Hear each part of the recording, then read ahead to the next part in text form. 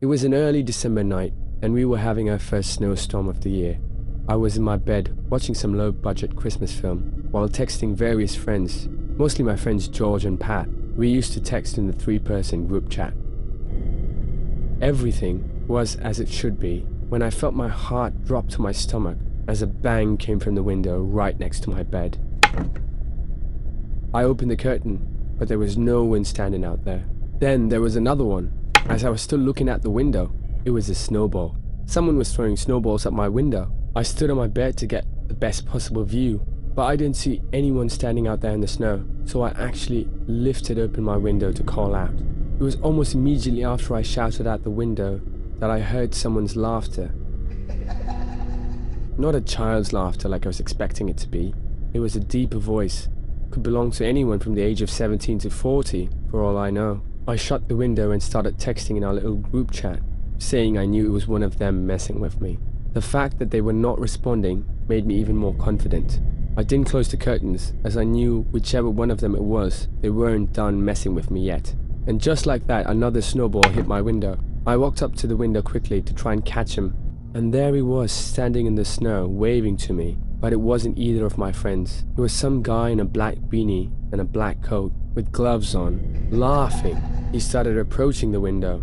Hurriedly, I slammed it shut so that he couldn't look into my room. Both of my friends had texted back by now with question mark responses, and there was a single knock on my window, and it started being fiddled with and shaken. He was trying to lift it open. Then it all stopped. I waited a couple of minutes before peeking through the curtain. It seemed like the coast was clear, so I finally went to go tell my mom and dad about the whole thing. We came back to have a look at my window. Sure, my dad believed me. He literally saw the footprints in the snow, but he just didn't see it necessary to call the police, figuring that whoever was out there had given up. My dad turned on all the outside lights, just as a deterrence, and then they went to sleep. I stayed up in my room with the lights off, continuing to watch movies. My door clicked open. I said, "Get out," assuming it was my little brother. The door shut, so I guess he listened to me. Silence, except for the TV. I watched for a long while, and then a click on my wooden floor. I turned halfway through, repeating, "Get out," in a louder voice, when I realized it was not my little brother. It was a tall man, the man with the black beanie and the coat from outside. He started waving to me again at the doorway. Then, he put his pointer finger up to his lips. He started walking over to my bed, and that's when I got up ready to defend myself. He approached faster now, easily grabbed me and covered my mouth with his hand. There was a wet white towel in his hand that he was pressing to my face. He pressed it against me for a long time. I tried to break free and scream, but I couldn't, and that was the last thing I remember before everything went black.